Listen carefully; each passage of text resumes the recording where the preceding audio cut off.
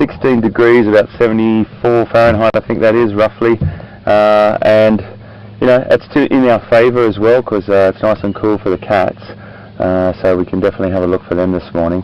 We're going to just cruise around here first, and then head down into this area, and then we'll head down into the riverine area. Yesterday was a pretty eventful day. We had some great sightings. Pete with those wild dogs was just magic, and that baby elephant as well. I'd love to try and see that baby elephant at some point. We went looking for it yesterday, but as soon as it got down into that really thick vegetation, it's not great for us to go down in there because we can't see all the animals around us, and it's a respectful thing to do to let her go into that area with that newborn. So he was a really beautiful little creature. We also placed a wild dog, which was great, and that afternoon, just after we came out of those elephants, that herd of buffalo that we saw was just spectacular. That was over 300 buffalo, and that's quite a sight. Many different clans joining together and moving off into the vegetation. So this morning, who knows what we'll bring. For anyone that's just joined us and it's your first time on safari with us, welcome. It's great to be on board. If you've got any questions, please send an email to questions@wildearth.tv, or you can tweet us at #SafariLive. So send us lots of questions. We try to get to as many as we possibly can, and we had some crackers yesterday. Even some school groups that were watching, and that was brilliant to know that there's a class full of kids somewhere in the world watching us broadcast this live from South Africa from this beautiful location. For you more seasoned Wild Earth people, it's great to have you back. You are fantastic because you've been with us for a long time, and it's just great to have you. And this is one of the most exciting things Pete and I have ever done, well, particularly me, because it's new to be shooting live from South Africa for me. Pete's been doing this for some time, cracking fella, and we're getting on like a house on fire. So it's great stuff. So he's off at the moment, heading to try and find those wild dog, I think, again.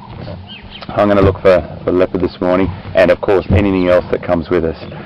We've got some birds going off around at the moment. We're going to try and learn a new bird today as well. So we'll see how we get on. Without further ado, let's start the engines of Zanili. Remember, we named her yesterday, and we'll get going and see what we can find. I've got V with me this morning. VM is on the camera, and he's going to be getting those pictures for you, and we should get going. A little bit overcast this morning, but not tragic. It doesn't feel like rain. There's lots of little breaks of blue sky around, but it's definitely a bit cooler for this time of the year. Good morning, everyone, and lovely day here in the Lowveld. Oops, in the back there. Welcome on the vehicle. We're just heading off towards the northeast. Last night we ended off with fantastic wild dog. As I said, some of the best sightings, one of the best sightings I ever had, and also great to get the information from Grant Beverly, who's working on the dogs, it's the Wildlife Trust, and it was just a lot of fun. So I'm going to head back there. There's nothing being moved, so I'm hoping we might find them again, and then we're going to go west. So that's pretty much it. And we're going to do wildlife as always, live here in the bush with Wild Earth at Sabi Sands Game Reserve in Djuma, and I'll see you in a bit. Enjoy the drive with HD. We'll talk soon.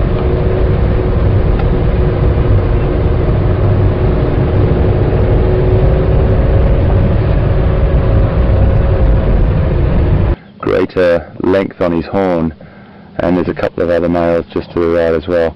They're such a special antelope. They're very beautiful.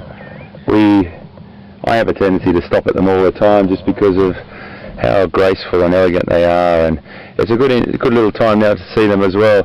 They graze and they browse. You'll see them with the fine green pick that's around. They'll be moving between browsing off a little shrub and, depending on what they feel like, grazing a bit of grass. You can see the male, just if you swing back to the left a little bit there, V, just the male, he's just walked off, but a couple of them are just grazing and browsing, you know, a bit of grass and then a little bit of forage off the vegetation. We've also got a Nyala female about to cross the road. She's a little less confident than the Impala. Very pretty Look at her, she's a little less confident, but still completely unfazed by us.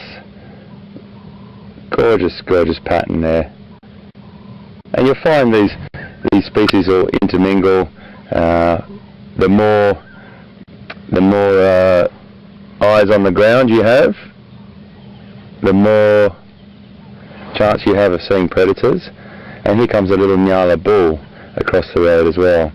We stop at these guys all the time. It's a great way to start the day. Young bull there as well. You can see those tiny little horns starting, and then he'll get some really beautiful spiral-shaped horns. We're yet to see a kudu bull, which I'm really looking for, but I know there's a lot on the property, on the reserve, so it's really important we catch up with them. One of my favourite antelope. Look at that through there, how beautifully camouflaged he is. And they love this sort of scrubby woodland area. The impala would just sort of stay on the fringes of that. It's interesting, I just heard a little vocalization from an impala then of a young male probably overstepping the mark with one of the older males, and he was chasing him through the woods. So we'll see a little bit of that coming on. I think there's a lot of pregnant females around as well. They'll be lambing very, very soon.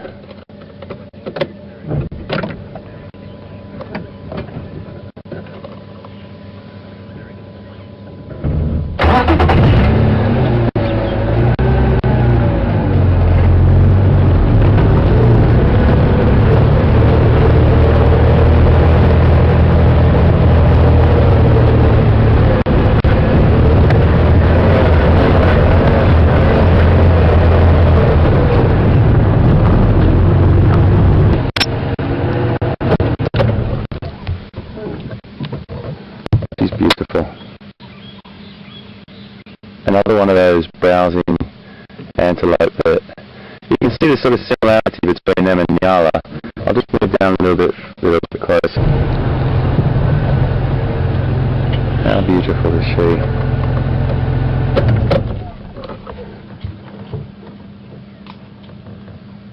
You can see just off in the background there, there's a couple of other ones browsing.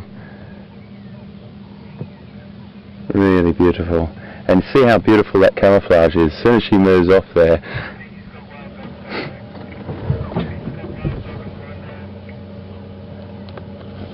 Pete's got wild dog, guys. We're going to cross to him.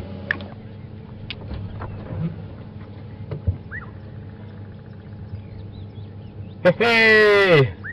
We're very excited. Got back to where we left the logs. Sorry, it's early morning still. I will be awake in about half an hour. Came back to where we left the wild dogs last night, and we were extremely excited to find them just like this. Actually not here, they were down in the dip. I think they were just waking up as well. And they sat playing with the remains of the duiker carcass. So this is a treat once again. Oh, there's the adult coming to break up the play a little bit.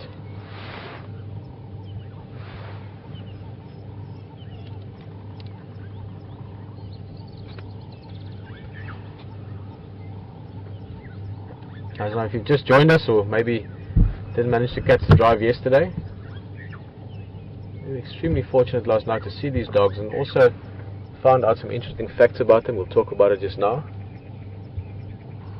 But they all had a meal, not a very big meal. A duiker is a smallish antelope. There are 10 dogs here, 6 of these youngsters and then 4 adults, like what we're looking at there now. That's one of the adults. I see there's a little bit of play going on. I just want to see where we can move to. I know it was a bit tricky yesterday. Let's just sit here for now. Let's just give them a bit of time to play around this. Oh, there, look at the adults busy stalking the small one. You see, there we go. Awesome. A little bit of play. That's how they learn.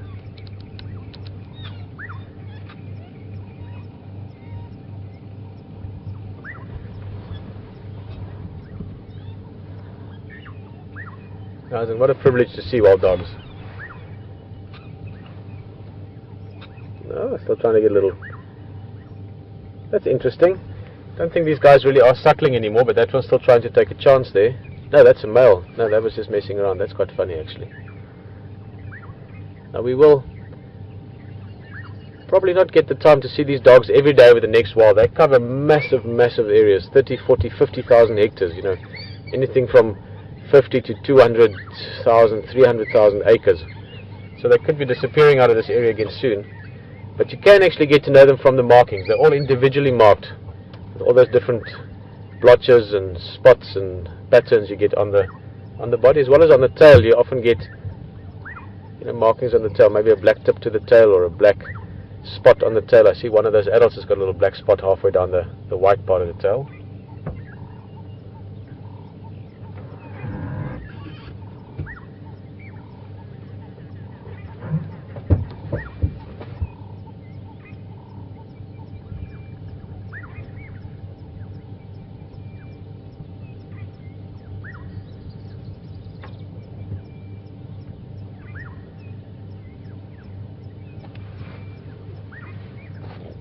Guys can cover incredible distances when they start running. Oh, look at that adult coming from the back. Looks like a bit of play coming, perhaps.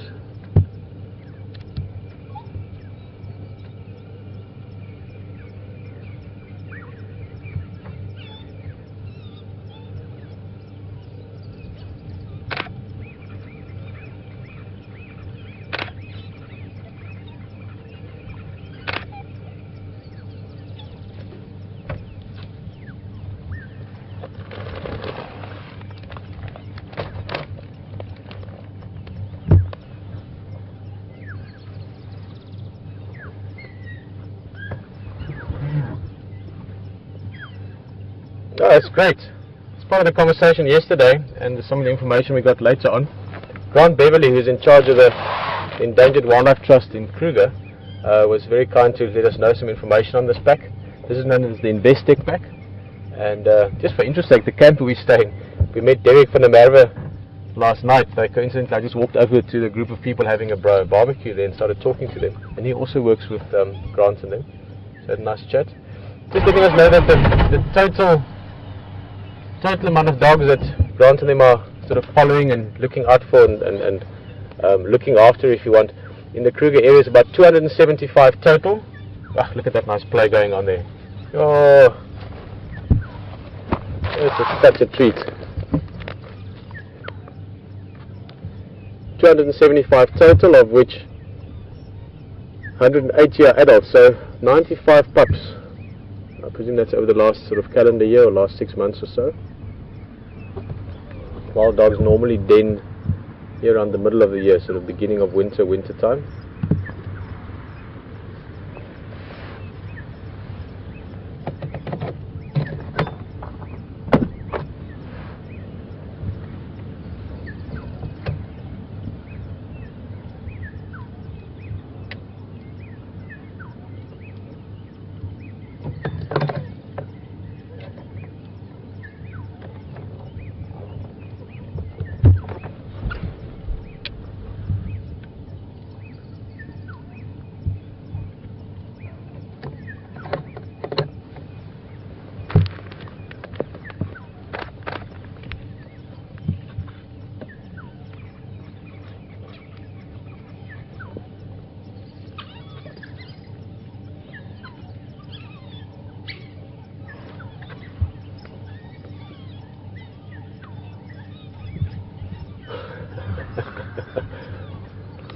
Playing tag.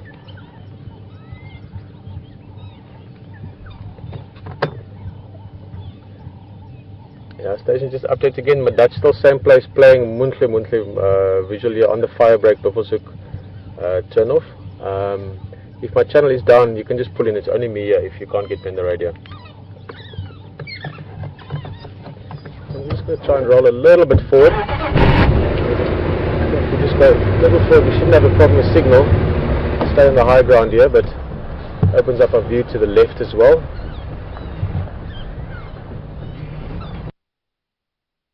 Try and find the clearer spot.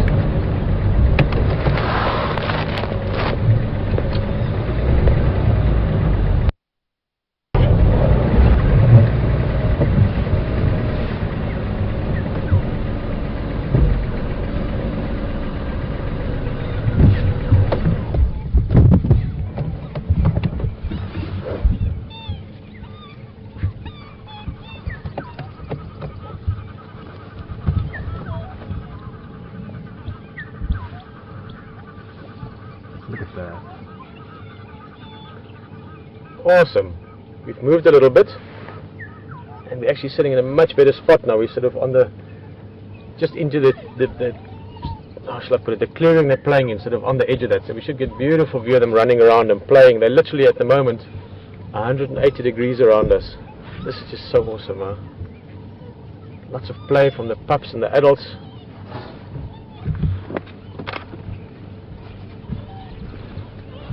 Oh.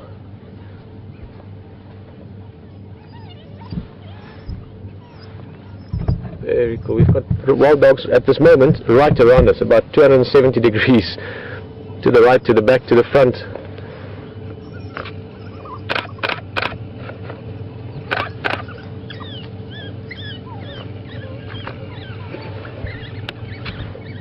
Jason from Pennsylvania asking an interesting question. It seems there's a bit of curiosity from a few others as well in the vehicle.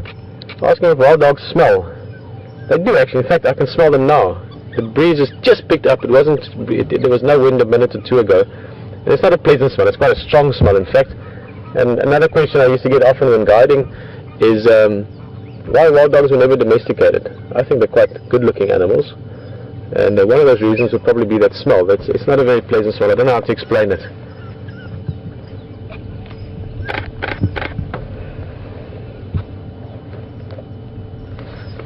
But I'm sure to them it smells good. They seem to like each other.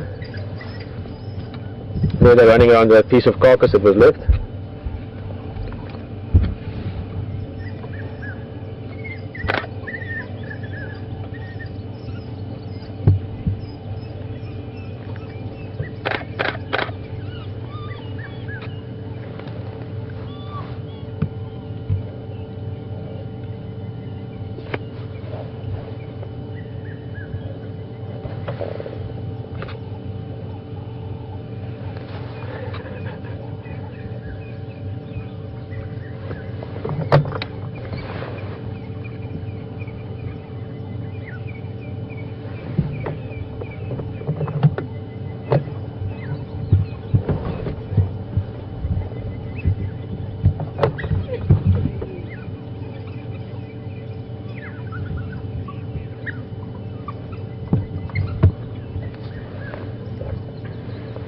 HT, you copy?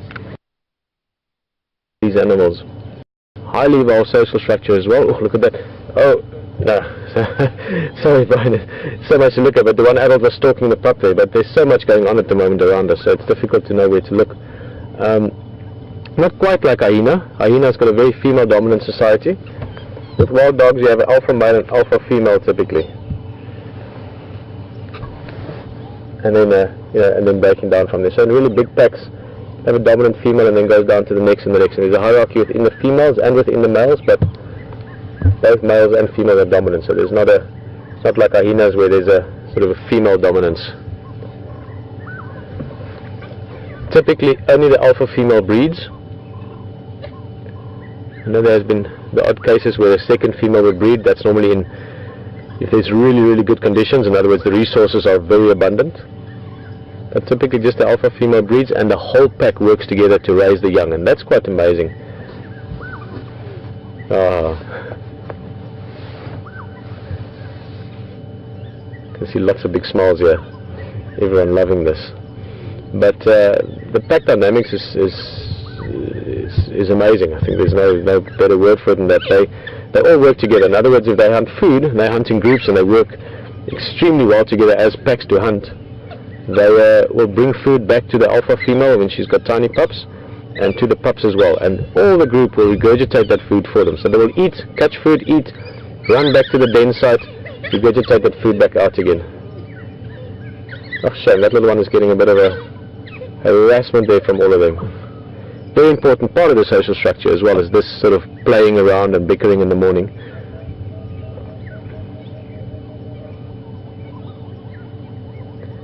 And another interesting aspect to the family structure is they have normally one dog in the group that will be the lowest ranking of the dogs. And what happens fairly often is if they get a little bit irritated with each other, we all know what it's like to live in close proximity to others. And sometimes we snap for no reason or snap at someone just because we're irritated with something else. Wild dogs have got that, where they will often take out that sort of frustration, if you want, on that one individual. So the lowest ranking animal, even though it might feel a little bit sad from sort of our understanding, plays a very big role in the sense that he allows the rest of the group to get along better, because they can sort of get rid of some of their frustration, for lack of a better word, on that one. So not the dog I'd want to be in the pack, I'm sure none of us, but nonetheless interesting how that helps to make everyone get along.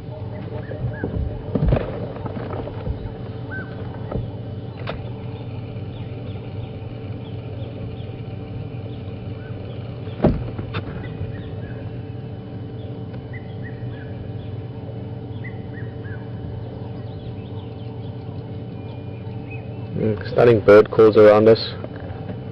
Any little Cape White Eyes, black-headed oriole, red-chested cuckoo, what we call a pit my vrou in Afrikaans, because they call like that, pit my vrou.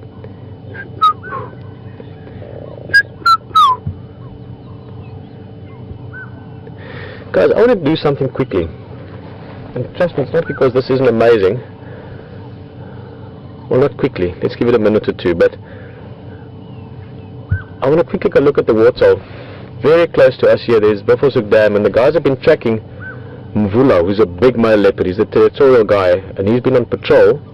I haven't seen his tracks, and I'm sort of on the area where this leopard could come out, and they're still tracking, and I've been keeping track of it on the radio.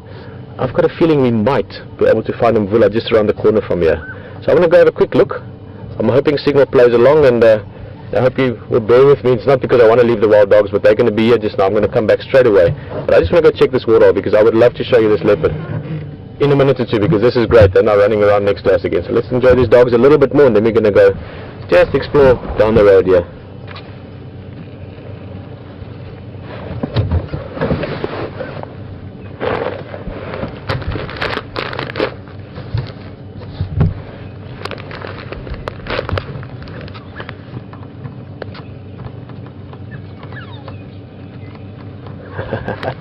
Little hunting posture there.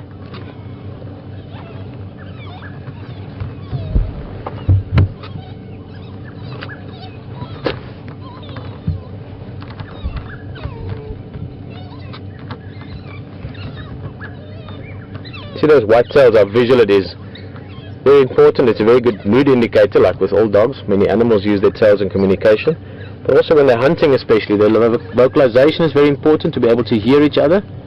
But those white tails play a very big role in also being able to see each other. You can see there the spots, and the spots in and on the tails is often one of the easiest ways to recognize them. I'm sure, Grant, I hope you're with us again this morning perhaps, because I'm sure this is a treat for you. But if you follow these dogs a lot, you can get to know them quite easily from all those patterns. Just look at that little group, how much they differ one from the other. I like that one of the white in the body. Beautiful markings. Then there's that one with sort of quite a spotty tail. Got two black spots down on the white part. That one there, I like that one. What a treat to catch them in this playful mood as well. Nice cool weather. I'm going to quickly do this, and I know this seems a little bit like we spoiled for choice, but I've got a feeling we might find this leopard, and that would be awesome. And it's just around the corner. So let's go have a quick look there. If you break up a little bit, I apologize, but this could be just adding, what is it? Putting a cherry on top of the cake perhaps. We're going to move slightly. Let's have a quick look.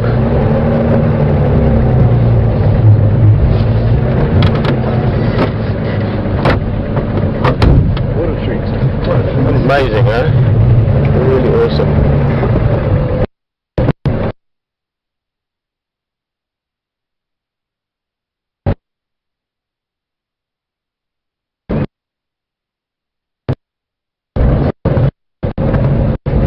Back in a minute.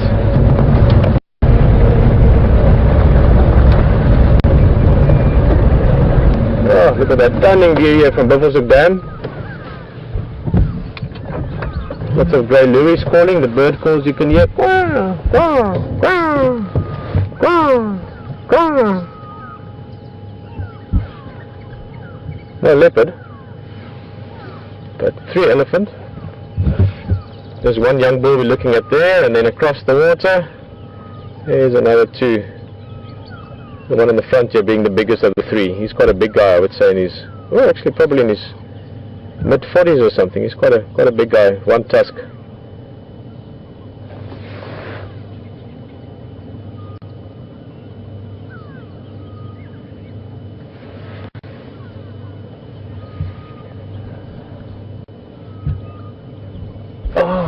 Guys, look at this. Sorry, Ryan, we need to give you multiple arms and multiple cameras. It's too fast. Sorry guys, the wild dogs are coming down to the Marti, down to the water.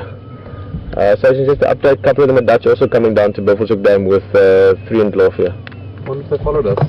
Maybe. Yeah, they're all here. Guys, I just had something very interesting as well. Let's see what happens. FM again. Confirm Inkwe Voila Buffelshoek Dam to Puzamati. Hippo walk up road. Okay, kom ons nu. I'm just going to tell you on the wall and kom ons nu. Guys, I have to show you something. I'm going to have to try and time it. Let's try it, just turn slightly. Because I want you to see the wild dogs who are just behind us. Oh, this is you've got friends that have never been on safari, phone them. Wake them up, get them to come and watch. Because it's all happening right here, and there's another surprise which I don't want to promise, but trust me, you want to be here for the next 10-20 minutes. Let's give you an idea of what we're all looking at. Here's all the wild dogs coming down for a drink. You've got the elephant, and remember I came here looking for a leopard. Just put that in the back of your mind.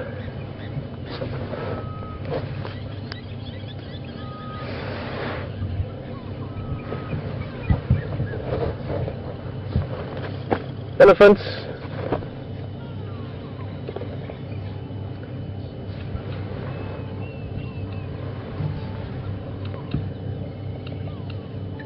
One of my favorite spots right there where that elephant is standing now. That big tree to the left of me is called a torchwood.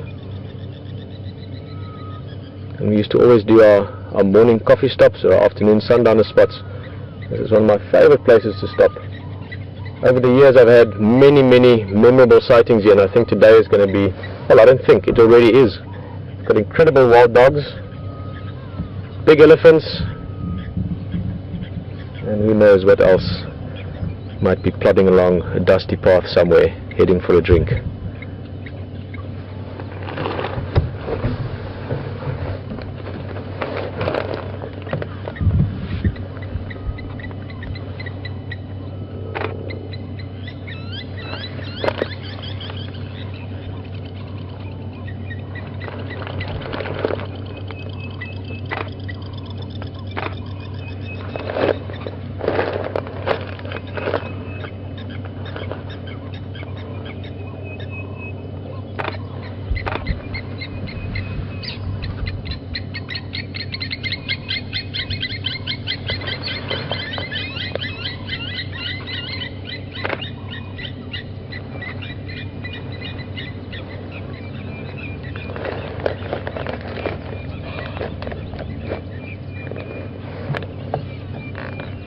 Oh, what a stunning sighting. Love reflections on the water. I just look at how beautiful when they move along the edge of the water.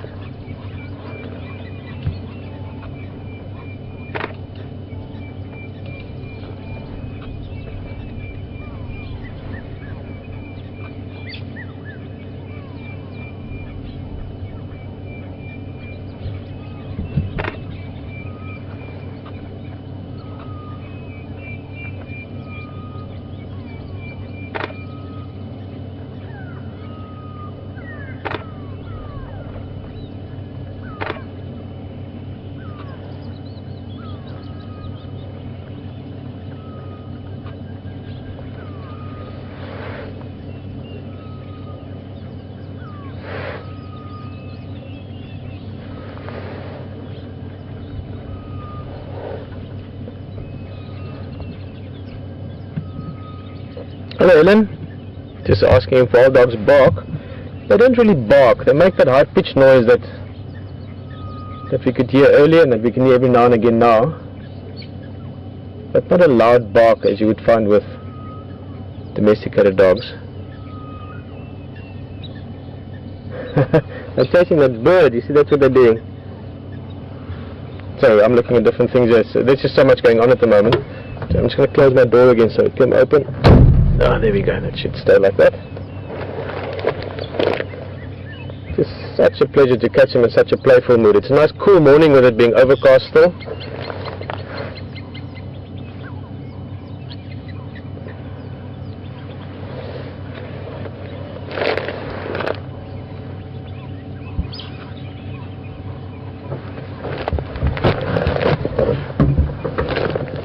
Andrew, if I'm getting it right, from Brazil. Nice to hear from Brazil.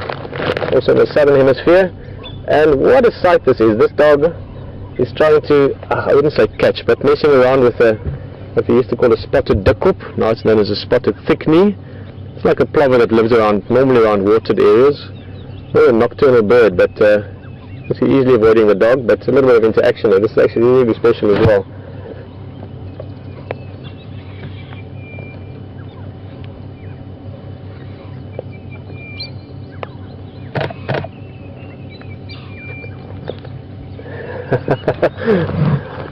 I don't speak thick-knee or dikop, but if I could, I'm sure I wouldn't be able to translate what that bird is trying to tell those wild dogs. Just running away, actually running back there again, and they're just messing with it.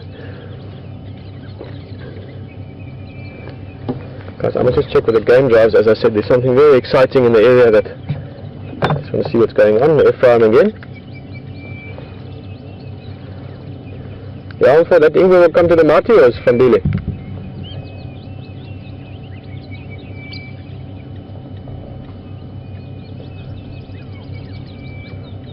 Okay, come on, we'll stand by you.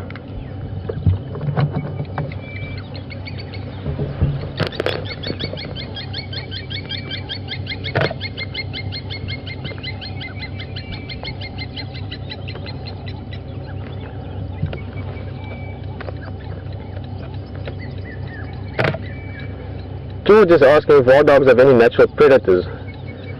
George is in California. What's the time? Yeah, it's still a decent time in California, I guess, late night. George, it's not so much predators, but natural threats, yes. Lions would kill wild dogs because they're competition. I mean, they're not going to hunt them as such, but they could be a threat.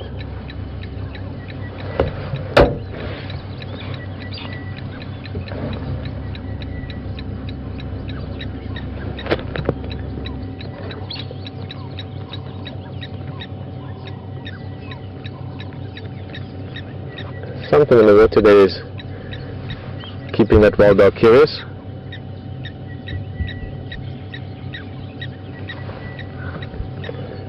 Might even be the reflection. You've got beautiful still water. There's hardly a breeze, so you've got a mirror-like effect to the water.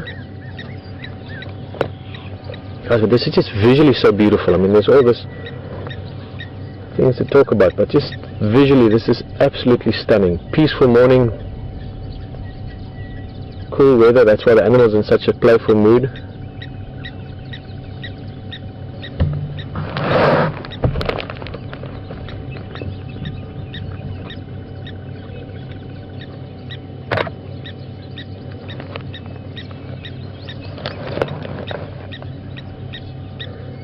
And who knows what else can happen.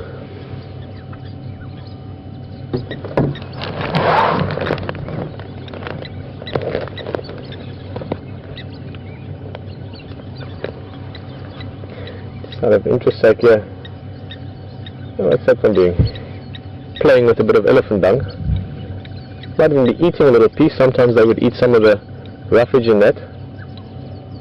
Not common, but it does happen just to get a bit of fiber. Standing by, Phil.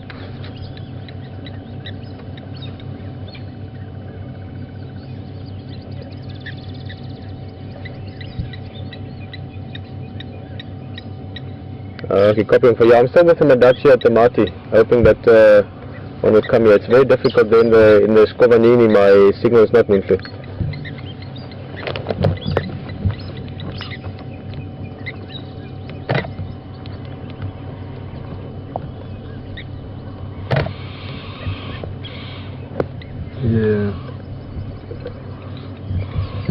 let's have a look at the pups here on the left. Oh, sorry, this is looking at Brian's end of the game there.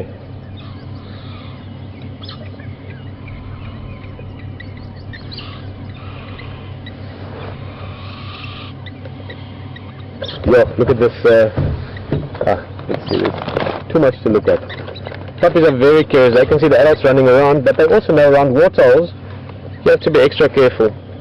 You see, the thing is, at waterholes, you never know what else could be around. There's some elephants now, but there could be other predators, lions perhaps, leopard, all things that might be of some concern to wild dogs, especially to pups. So they're just carefully looking what the adults are up to.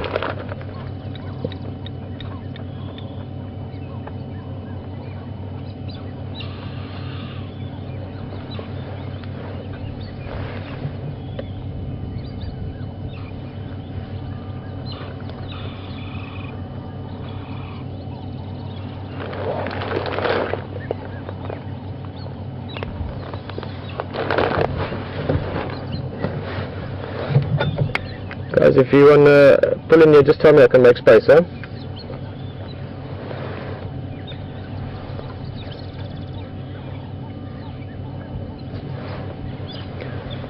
Service station, I was just in 2 channels there at the same time. If anyone wants to pull in and let me know, I'll make space. It's just myself and one Buffelshoek mobile here on lock.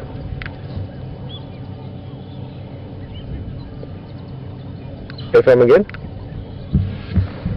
Ja, I'm for Mvula.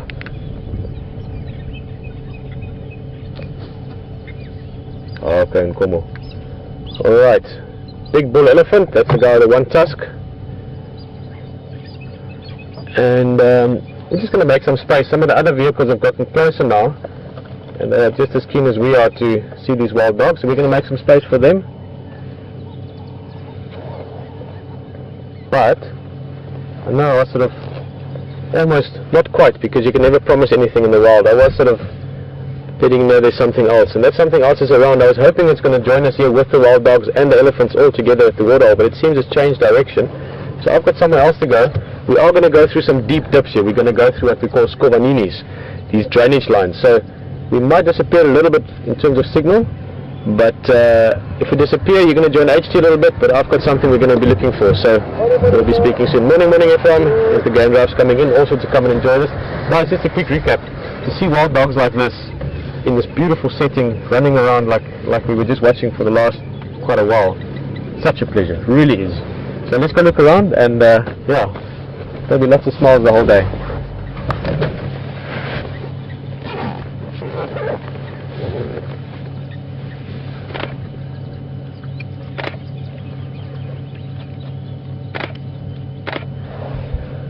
Okay guys, well as I said, difficult to tear ourselves away from this, but we're going to make space for other guys now, so enjoy the drive with Hayden. You're going to look around, we're going to be going in there, but we'll see you again soon with hopefully a big surprise.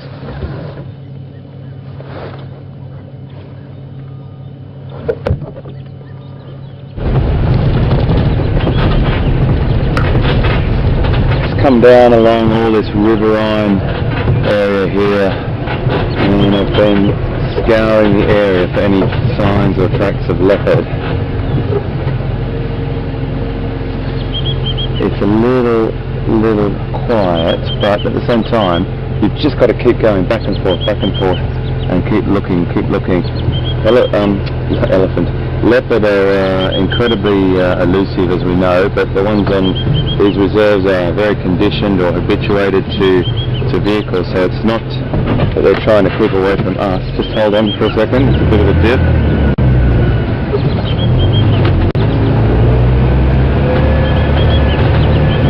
It's more that we just need to keep scouring the countryside.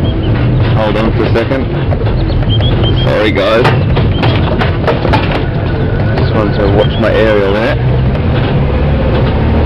And we always want to just crisscross and make sure that we cover everything we possibly can to try and find leopard for you. I hear Pete's had some fantastic wild dog and elephant action at the same waterhole, which is what a beautiful thing to see. I'm not sure what waterhole that was, so I'm just heading down to Twin Dams now to have a little look. This is potentially leopard country as well. I mean, leopard are incredibly versatile. They can turn up anywhere.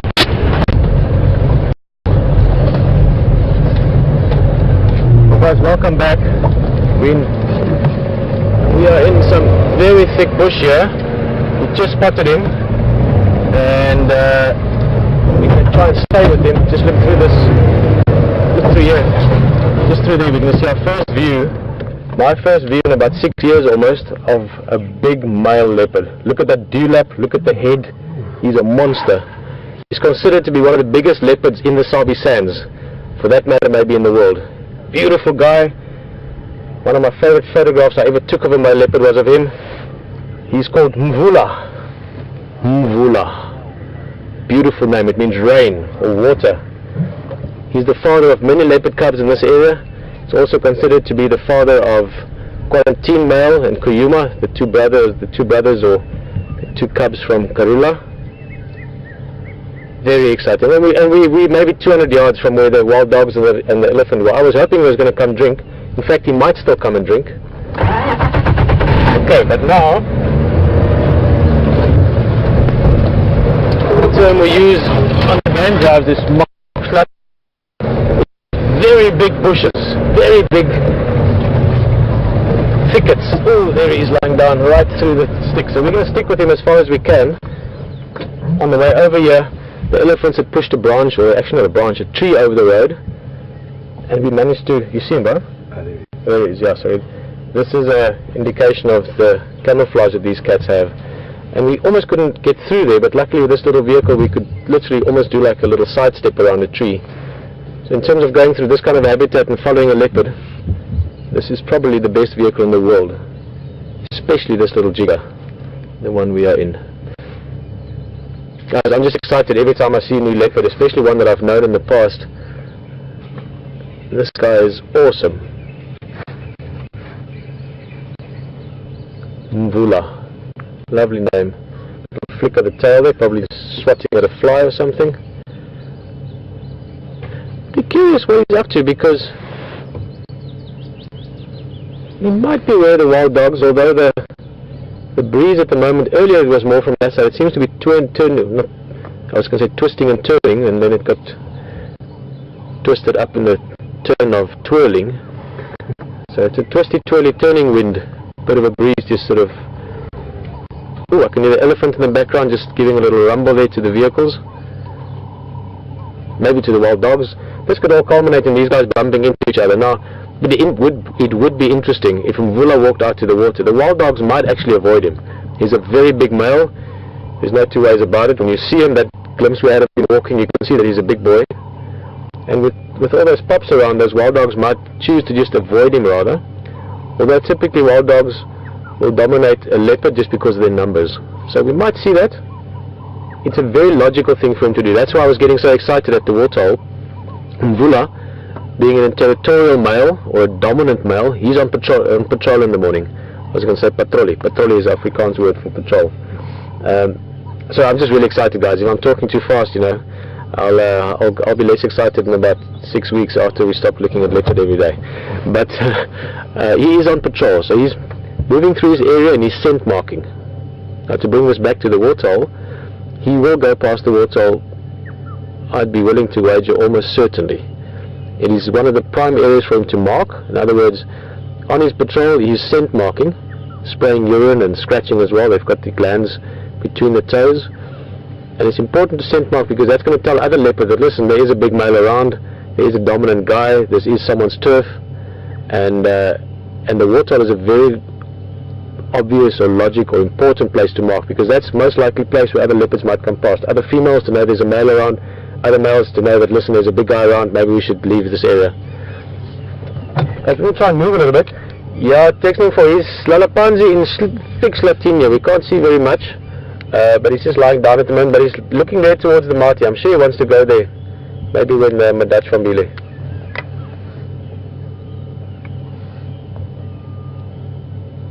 Yeah, 2 in Glove. There's one other one by the Mati, and also there's a roadblock on Yala Road from Insignia they push there.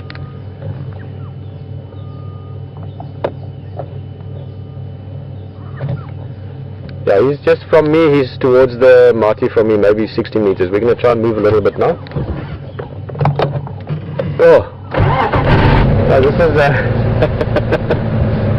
this is one of those mornings where I really hope HT is on his way. It would be awesome if he can come see this as well. This should still go to the water. We should have that again as the sort of the stage, if you want, for what's going on. But this is those mornings that just all comes together, and then it's just magic. It's always magic out here, but some days it's the big finale, and this is sort of one of those rides.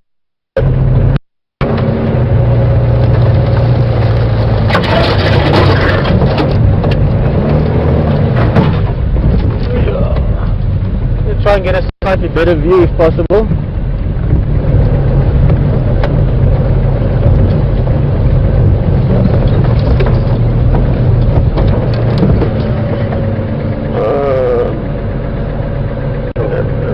Bit of a maze.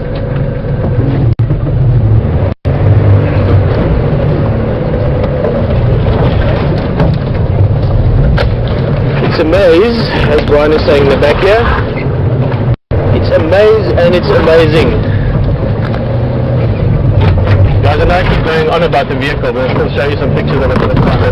It's a very short vehicle, this. It's got a 90-inch chassis, and there is no better vehicle when it comes to being maneuverable and 4x4 capable in the bush. So I will go on about it every now and again, because this is a very exciting tool to have to do what we're doing. There is no better tool for this when it comes to vehicles. Okay, I think we'll get maybe not a great view, but certainly a better view. He's relaxing. Set to text in there on the radio. The wild dogs seem to be moving, but the elephants are still right up front. So the leopard might just be taking it easy. He doesn't want to mess with the elephants. He's not rushed. Just going tight, and then we'll maneuver up and down a little bit until we can see his face, see his markings. Where are thou? Where are you? Somewhere. A little bit. That's good. Yeah. Nice. Oh, look at that.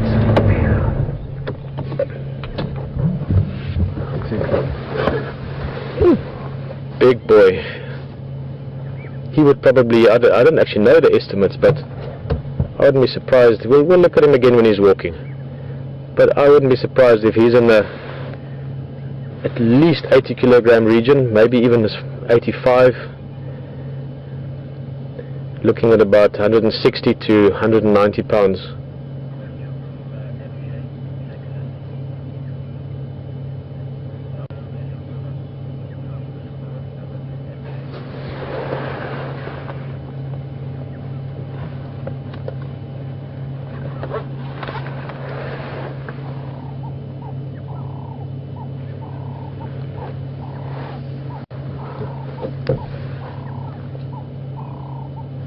As this leopard, as I said, I was lucky enough to have seen him and taken some images of him. In fact, I've got, I think, an image stored on my camera that I took off the picture I took of him 6 years ago the other day for recognition purposes.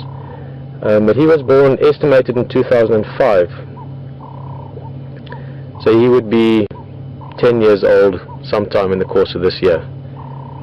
In his prime, maybe getting into the autumn stages of his prime, but big male, as I said earlier, is considered to be one of the 5 biggest leopards in the Sabi Sands area, and father to many cubs. He became dominant back in 2008, end of 2007, I'm trying to remember now, end of 2007, beginning 2008, we started seeing him. And he was sort of pushing into this area. Back then Mvula was still around, but on his way out. We had Jordan male, or Yambili Jordan, big guys around as well, so different competition back then, but he stuck around. He's got a large area. A little twitch of the tail there just to show that he's not fully sleeping. I saw a francolin, which is like a grouse-like bird, just walking not far from here. Could be interesting to see if the francolin stumbles onto the leopard. He'll make a big fuss. The francolin, that is. That's how the game drive. Texting again, just updating for this Ingwe Larapanzi here in the Slatin. Can you see me? is on my left, so on my southern side, about 20 meters.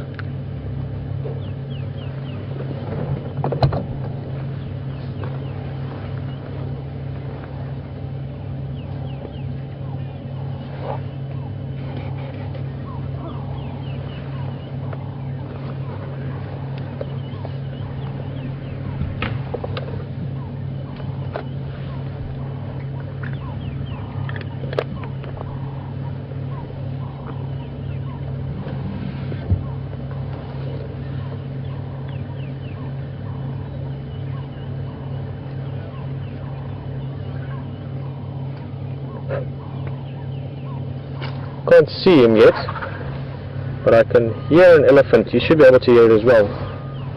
Just slowly making his way in our direction behind us. Now, leopard obviously aren't a threat to elephant, and well, elephant not really a threat to leopard. I mean, they're not going to chase the leopard around the bush for half an hour, but if they walk onto each other, there's no love lost between them. So, hey, little mongoose, look in front, quickly. It's very, oh, I was going to say, no, I thought we might see him. They're very, very quick, little black-tailed, little slender mongoose in English.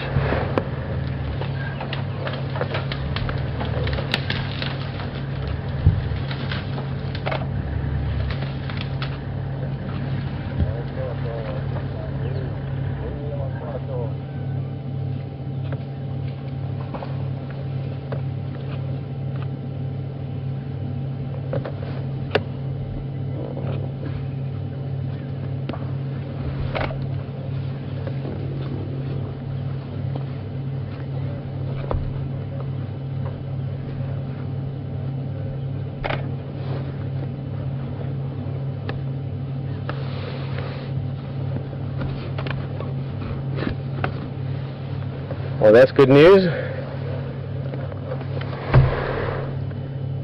HD is on his way as well. Hayden Turner, for those of you that haven't met him yet, he's also out here loving this experience of where we are and what we're seeing and what we're doing. And he's on his way from that side with Jason, getting a bit of camera experience with him. But they're heading this way as well. There's going to be things happening around here, so I'm just happy to know he's on his way to come and see this as well. What an exciting morning, and one of the things I always missed when I was guiding, back in when I was younger, before I was grey, or had grey going into the hair.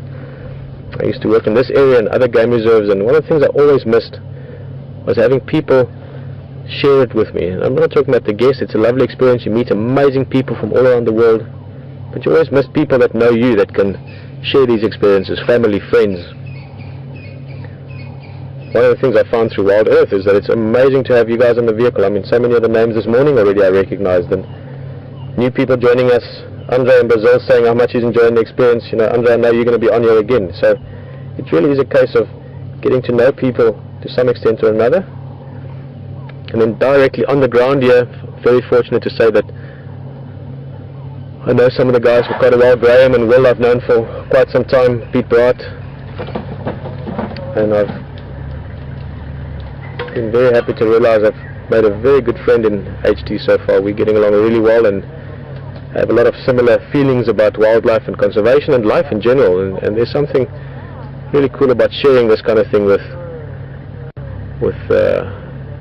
someone that has the same thoughts and maybe more importantly the same feelings on life and on wildlife as you do. So really exciting. Hope that HT gets to see Mvula. I'm sure he will. This guy, you're going to stay with him most likely until the end of the drive to some extent or another. He's been busy, he's been patrolling his area, he's been scent marking his territory, and it's a good chance he'll settle down in this area close to Buffelshoek waterhole.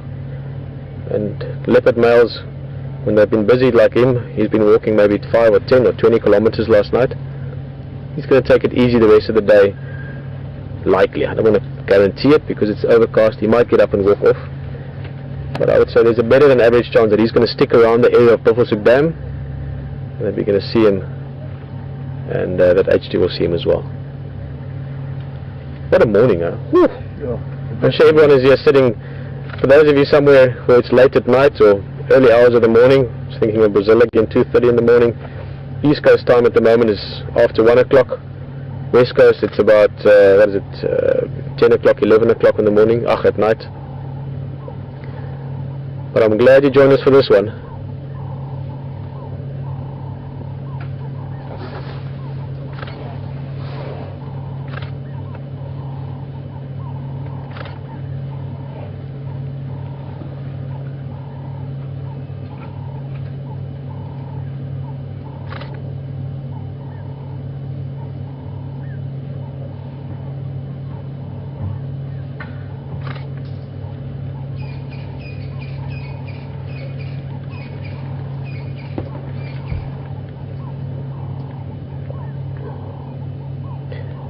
Guys, while he's head up again, nice. I was just going to show you some of the ID marks on him. But this definitely is Mvula. I've just confirmed it from from an image I've got here with me from about 5 years ago that I took of him. Definitely him.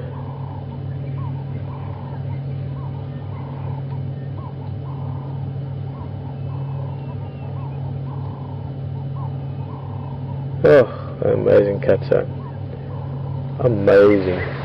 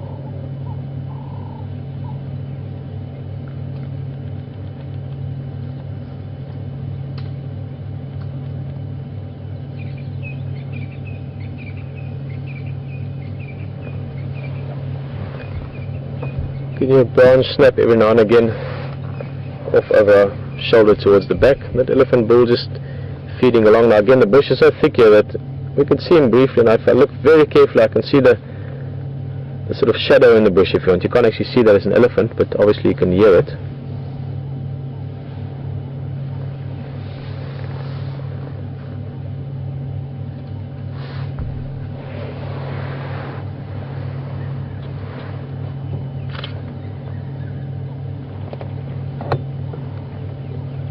Andrew again. Down for you trying to come in here.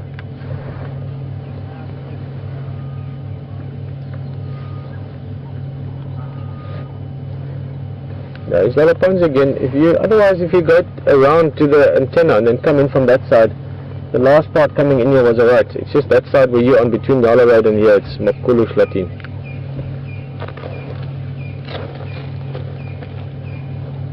So I'm going to show you quickly how we recognize this guy.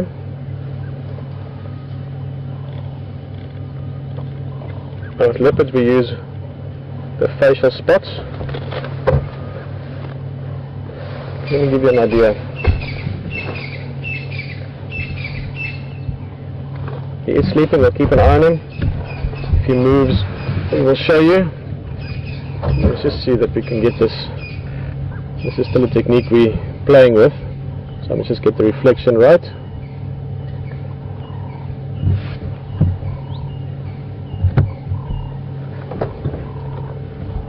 So, how's that reflection there?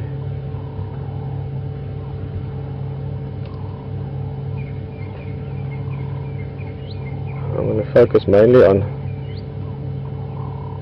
these spots. If you can see these ones, oh sorry guys, I just talked to copy Andrew in the Game Drive channel. It's got 3 little spots there. Ooh, look at the little branch, there we go. Small twig. Is that too dark? You can see that, is right, Brian? Okay, there we go. It's got 3 spots there 1. The reflection is a bit trickier.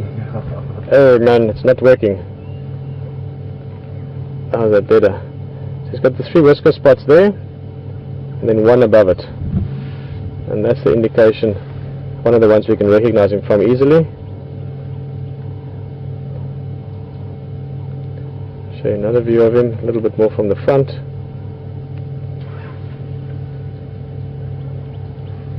There you can see the 3 whisker spots again, with the 1 above it. I'm also going to show you this. This is an area that I was just looking at now as a comparison. Just above the eye, there's one little, almost like a bird's foot if you imagine. So that's the heel of the bird's foot, and then the 3 dots above it, 1, 2, 3, and the heel of the foot. Okay, now I'm going to just keep it like that. There's an old picture I've got of him. There we go. Okay, now this picture, I actually just the other day before we came down to the Lowveld, oh, where's the reflection? There we go. Shot an image of him years ago. That's almost 6 years ago, and I gave it to Graham as a present, and it was on the wall in his house, and I just quickly snapped an image of it just for reference for a day like today. And so let's go in close. I think that one's actually fine. There you can see again, now it is from a bit of an angle now, keep in mind. There above that lip, you've got the same 3 spots, 1, 2, 3, and 1 spot above it, so that's a whisker confirmation. We don't have an image from now, but I saw him earlier when he was moving. He's got the same 3 spots on that side. If we get a nice image, I'll show you. And then above the eye, I just used that as one reference. There you can see the little, remember what I said, sort of the heel of the bird's foot, and the 3 dots, 1, 2, 3. So there's another confirmation of a spot pattern. It's always nice to have at least 2 confirmations, just in case there's a spot pattern on the lip that might be similar. But definitely the same cat. I was looking at these markings as well. He's got a nice line of spots here, running up that way, ending in that little bracket. Again, I could see it on him. So that's Mvula without a doubt. Mvula Rain, love this cat. And he's just popping up his head again. Hopefully there's more than the head popping up.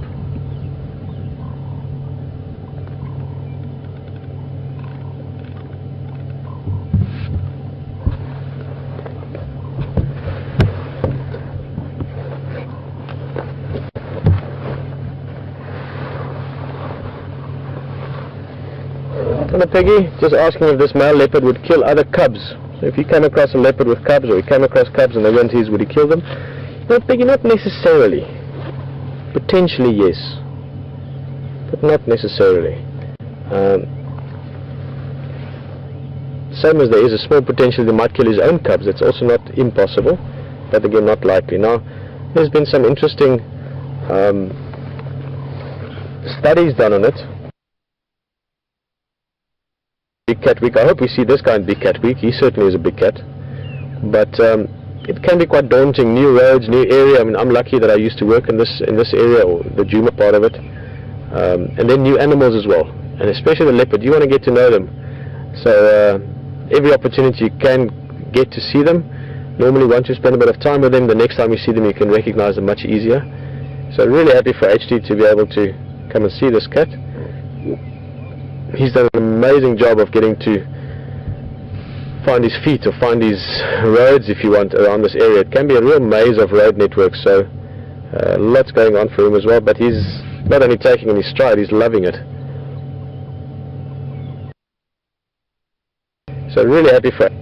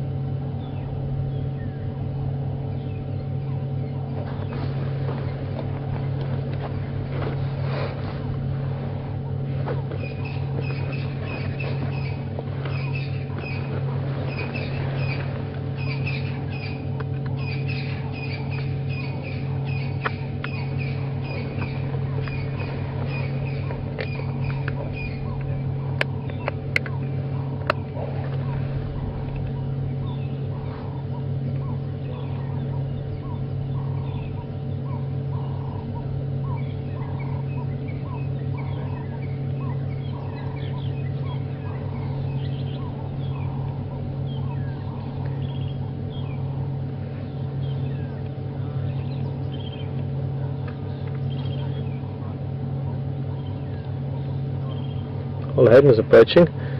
Interesting to see how we're going to get him in here, seeing as it is quite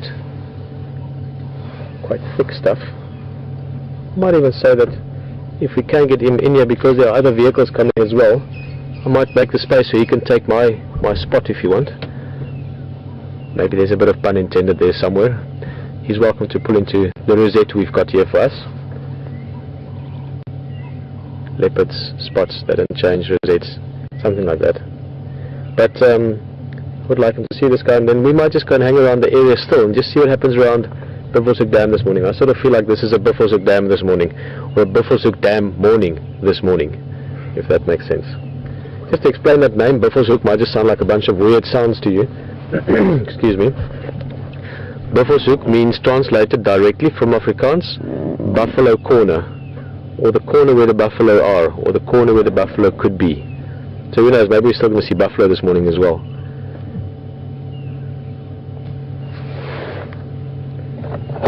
Standing by.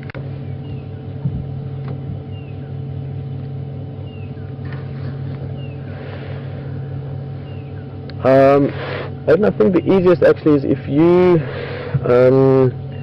go underneath the wall and you go up the sort of steep bit, just keep a right, and then I'll call you as soon as I can see you, and I'm going to try and get you into my spot because we've got a decent view here through the branches, and then I'll pull out once you get here.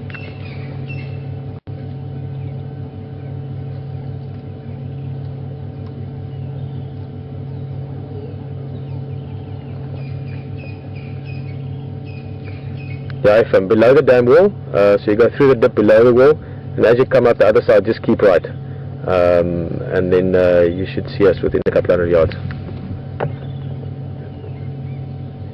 Shop, shop.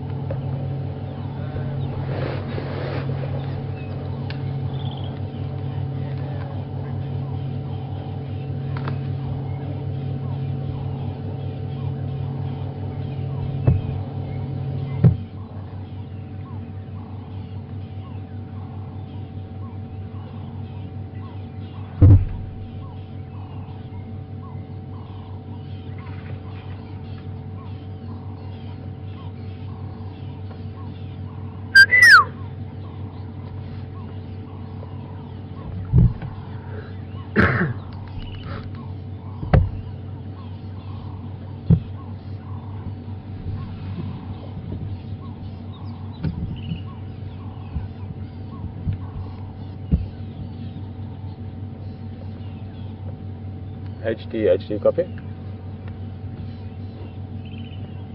HD again. Yeah, sorry, the other guys were just on the channel. If you go back a little bit, I just couldn't call you at the time. If you can turn around and go back maybe 100 yards and then keep careful look on your right hand side. I'm just going to try and see a way in here that you can come around on this side of things and get a view from here.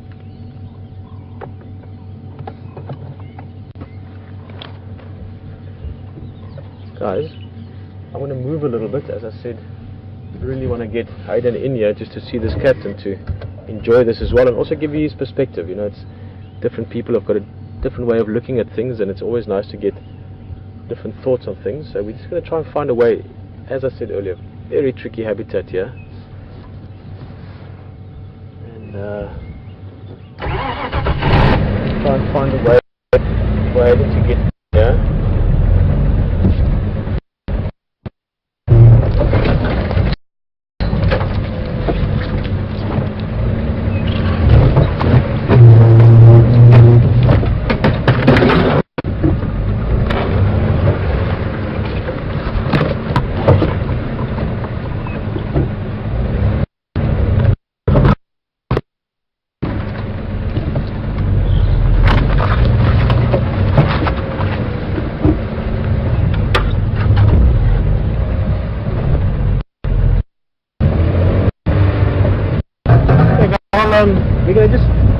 Hope to get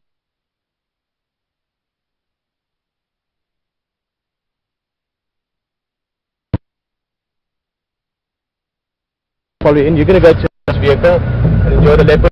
I'm going to go in a little bit and then I'm going to leave you to it. I'm going to go back and look around some more.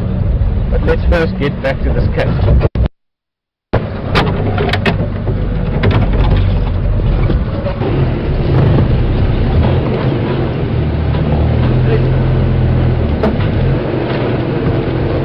So, we're here at last. We made it. Pete's just brought me into this location where Mvula is.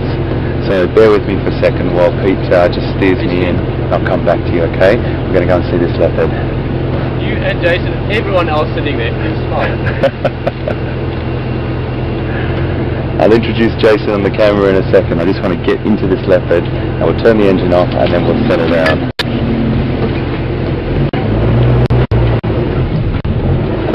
Brian?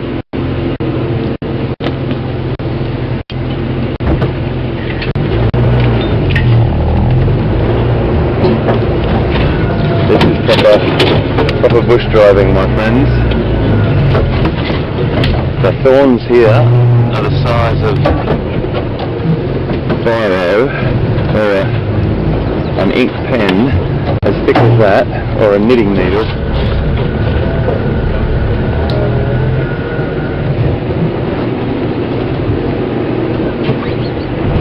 And you've got to be very careful.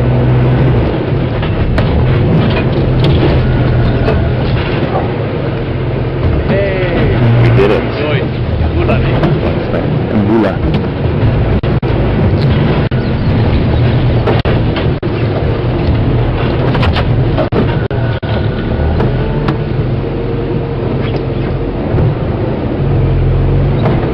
That a good shot for you, Jay? That way? Okay. A bit more?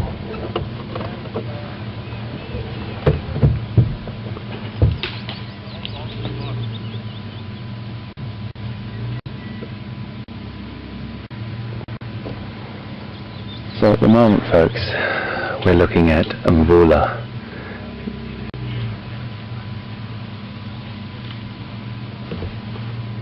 And we are very, very lucky to be here.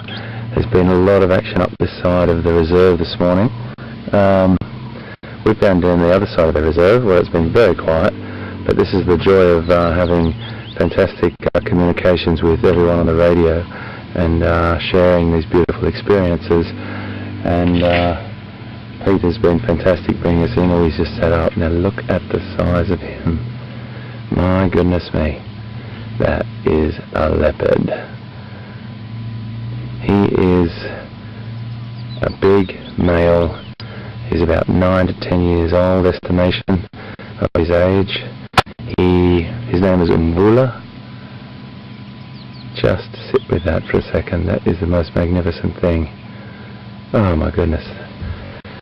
Oh, look at that face.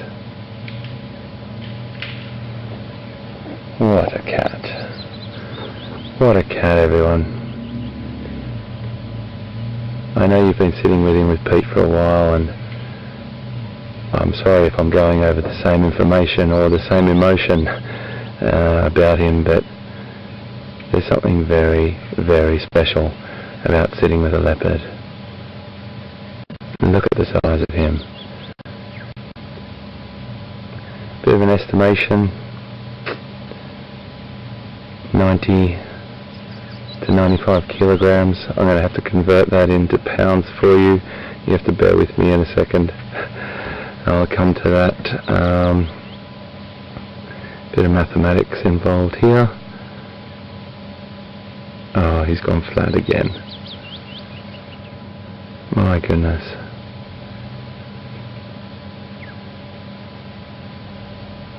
That.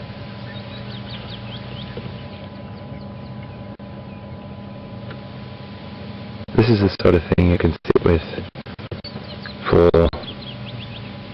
a long time, and we obviously have to share these experiences and these encounters with all the people on the reserve and all the drives that are around. There's several other lodges that come and traverse the area we're in, so that's one of the fantastic things about sharing these encounters with like-minded individuals. All the guides on these reserves are fantastic fellas and just super people, and we share this between everyone because everyone wants to see this fantastic big cat. Now you might hear in the background some cracks. Did you hear that? Can you hear that? If you can't hear it, I'll describe it. It sounds like a tree falling down, and it is a tree falling down. It's one of those bull elephants that, oh goodness, he's just pushed over a massive tree. You can't see it from here, but I can hear it. I just saw the top of the tree swing down to the ground. So we've got a leopard here that's only about 300 feet, about 100 meters away from two bull elephants. The elephants aren't concerned, they're not concerned by a leopard, and this leopard is definitely not concerned by them. Wow. So beautiful. It's a little bit hard for me to get a look at him at the moment, lying in that position. Oh, isn't he magnificent?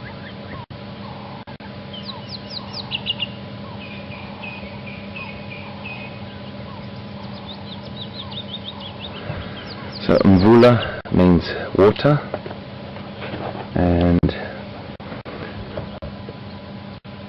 he is a very special boy. This is my third leopard this week. 3 different individuals, 2 sightings of quarantine, the male on the other side, 1 sighting of his mum Kurula, and we stayed with her for quite some time, and now a beautiful encounter with Mvula, a big 90 to 95 kilogram estimation of his body weight. And yes folks, that's the same weight as me. Not necessarily pure muscle on my side, but I think that it gives you a little bit of an idea of a average sort of 5'11", 5'11 and a half, sometimes I say 6 foot, but anyway, it's probably 5'11 and a half, and that's roughly my body weight. So it just gives you a bit of an idea of the weight of this animal, and then the muscle weighs more than fat, and I'm pretty sure that majority of his body is muscle.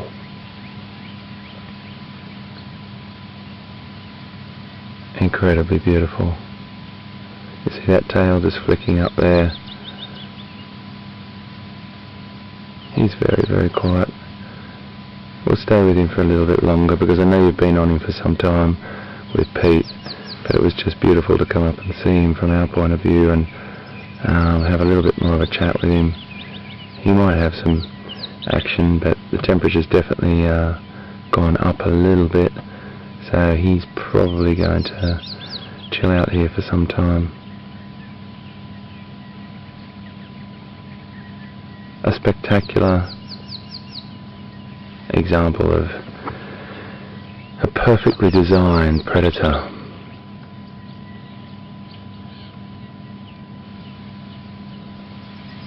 And I know that it, you've probably heard it many times before, but this is the, so I'd have to say, the most successful, still to this day, the most successful big cat in Africa. So versatile, so adaptive, and creative as well. I like to think of predators as having to use their creative minds to get through situations, particularly if it's, when I say creative, I mean that it's more an adaptation sort of to the environment. If times are really, really tough, he will have the ability to feed off small mammals and lizards and even insects, like crickets and things like that, whatever is available. whereas most of the other cats won't do that. But then he can hunt something as big as I've seen a leopard bring down a giraffe, a young one, but and not a baby, probably a 1.5 to 2-year-old giraffe. But then again, if you think you've got 90 kilograms hanging off your neck, there's a good chance that you will go to ground. They're incredibly successful. Stealth is their trait, an incredible ability to hunt with stealth, and what a successful cat they are.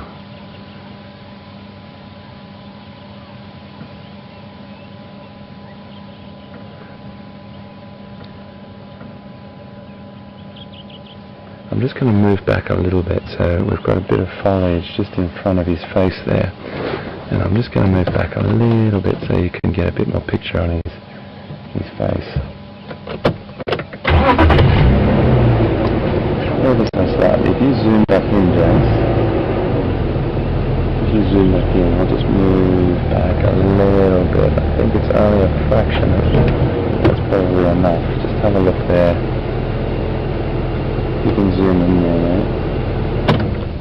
And just have a look through that little tiny gap that I've just created for you there.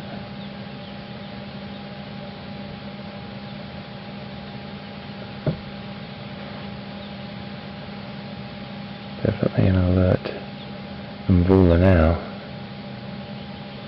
We are literally only about 15 meters from this beautiful creature, which is about 45 feet, just under 50 feet from him.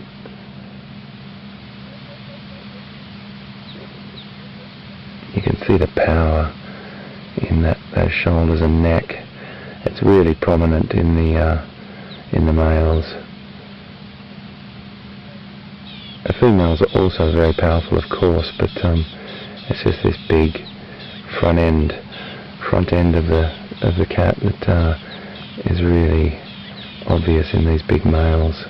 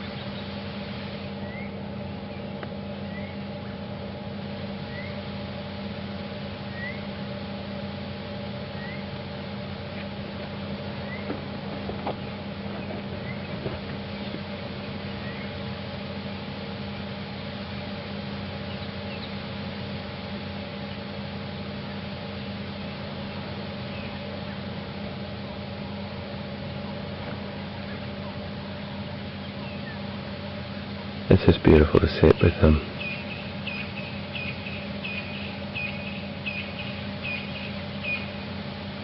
In old times, many moons ago, they were thought to be our oldest foe, really. History has shown that leopard, the reputation of the leopard is probably one of the most feared, and there's also been documentation of bite marks of found in the back of human skulls that have been excavated. There's loads of stories about leopard that I think are old folk tales, and some of them actually have, truth to them. And there's lots of stories about manhunters and how many people they've killed and things like that. But there's lots more things on the planet that have killed people than big cats, that's for sure. there's lots of stories and lots of tales, but I think at the end of the day, look at that. At the end of the day, you have to really do a bit of research about these stories, and about hippos and all those sorts of things. How many people are killed by hippos and killed by big cats and everything. Relatively speaking, it's a very, very small number, and that's just because sometimes when you've got a human population that grows and starts to buffer up to a wild population of animals, there's going to always be human-animal conflict, and those sorts of things are inevitable. It's not always fantastic or pretty, that's for sure, but animals sometimes have to be removed and taken to other locations, and we have to also educate people or make people understand the traits of big predators and big hoofed animals. That's true. There's lots of elephant and human conflict in Africa and Asia where elephants occurred, and there'll always be these conflict zones. But what it is comes down to really smart techniques and ways of trying to minimize that impact, so people and wildlife can try and live in harmony next to each other. It's difficult. It's not always easy. It's easy for me to sit here and talk about it, but when a community has their house knocked down by an elephant or their crops damaged by an elephant, it's not easy to sit there and tell them everything's going to be all right, the elephants are great, and they're really important to those people. That's their livelihoods. So we have to always come up with these ways of trying to help and assist rural people that come in contact with big predators like leopard and elephant and hippo, and the list goes on. There's lots of different programs going on in the world with ways of trying to help farmers, particularly farmers who've got a lot of livestock. They rely on their livestock, and okay, we're in a private reserve here on the edge of Kruger and Sabi Sands, and there's a lot of fantastic area for these animals to roam free. But when you've got animals like leopard that do traverse very maybe on an edge of a reserve, and potentially their territory might go through a fence, or they might have a tendency to stray through that. I don't know, it just depends on the quality of the fence, and there's times where these animals will come into conflict.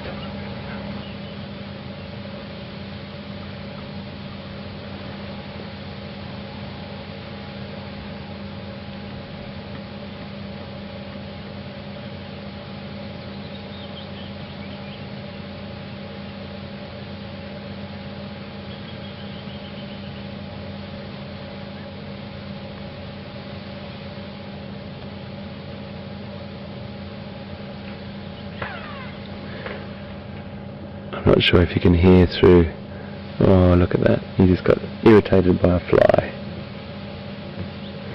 That's why we sit and wait. That's why we sit and watch. We wait for those little moments. We might have a fly to thank, but it's just beautiful to see him sit up and admire that magical shape of his head and those huge shoulders.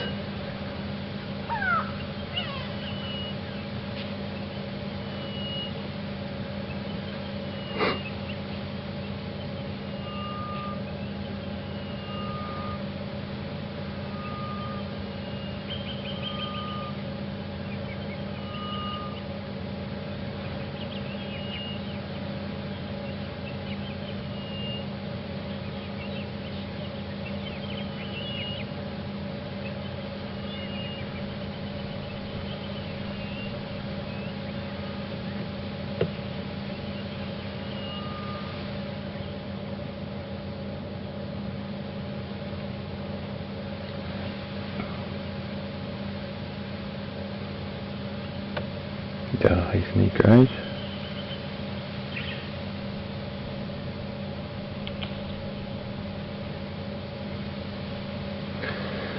One of of the things I love about Africa is that you could be sitting over watching those elephant maybe that over 200 feet away and not even know this leopard was here. And that sort of thing I find a wonderful thing to have in the back of your mind. There's always something around that you don't know.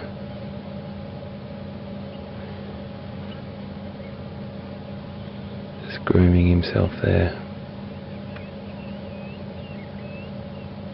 Probably see a lot of similarities with your house cat.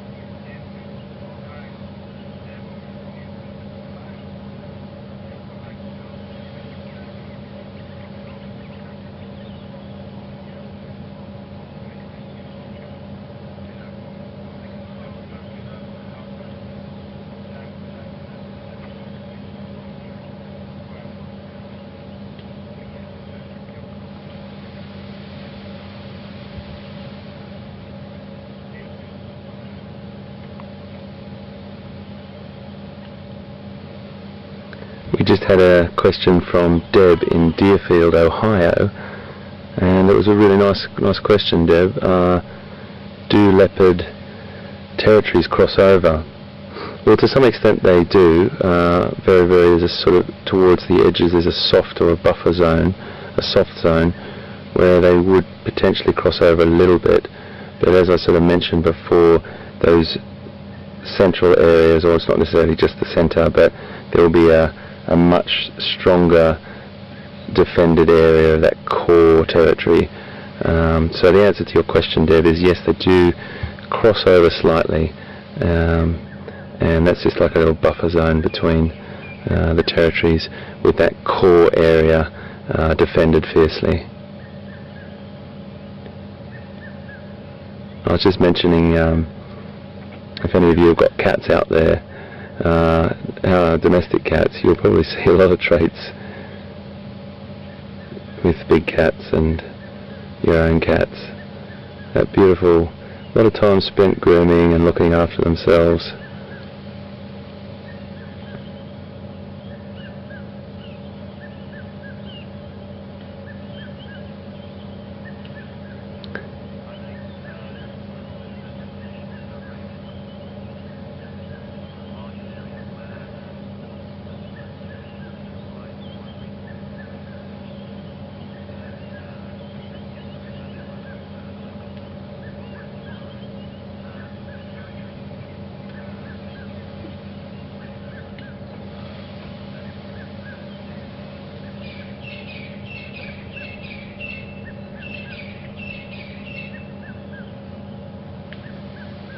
So just to elaborate a little bit more on the sort of territory discussion, and there's a bit more to that, and that is that there's a difference between territories and home ranges. Home ranges are an area that the leopard will utilise to either gather food or hunt or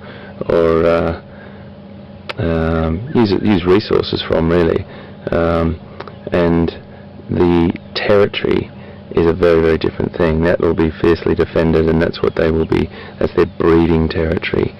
But the home range will be more of an area that they will go out into to utilise the bush's resource of food, etc. So a bit of a difference between that, and that core area in that territory will be fiercely defended, particularly when they've got cubs. He's having a right old clean there.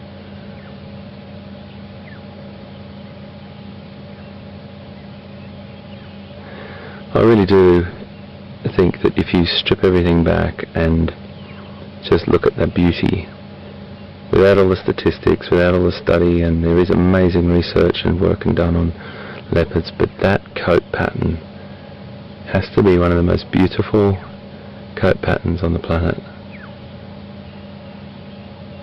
Those gorgeous rosettes on that yellowish amber colour.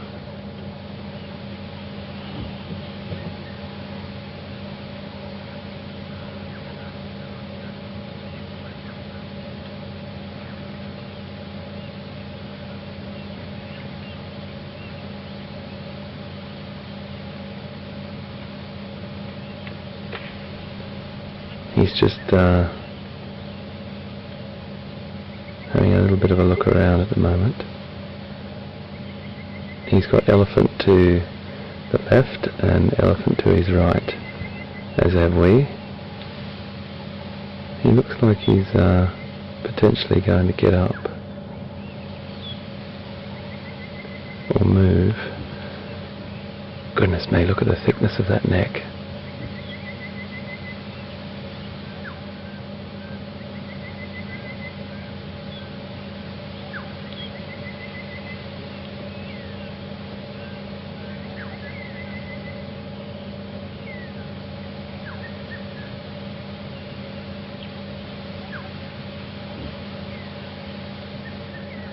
Okay, he's on the move.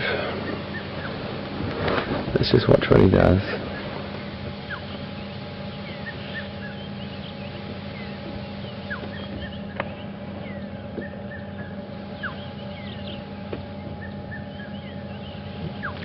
Now I'm going to have to start the vehicle in a second and turn around and try and follow him. Oh, no, I'm not. No, I'm not. He has just decided to go into a better spot. I'm just going to move the vehicle back a little bit so you can see him a bit better.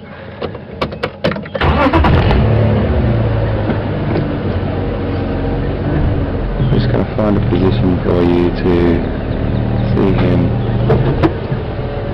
It's going to be through a few trees there. I have to try and zoom in there, Jace. Have a look just through there, and when you tell me you've got a good spot, I can negotiate the vegetation a little bit better.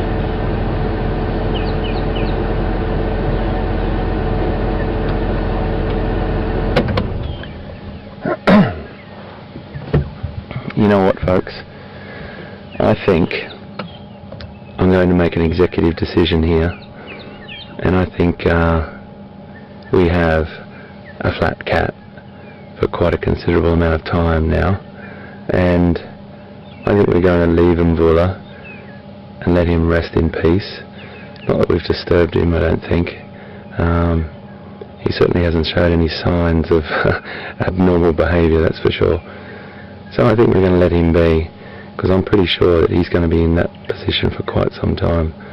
And we've got about 39 minutes to go with you, so I really want to go out and see what else we can find in the last 30-40 minutes. And I think we'll leave him be. We've had an absolutely beautiful experience with him, and Pete as well earlier. I think we've been really privileged to be with this magnificent animal, and I am just so excited. I've seen my third leopard in a week.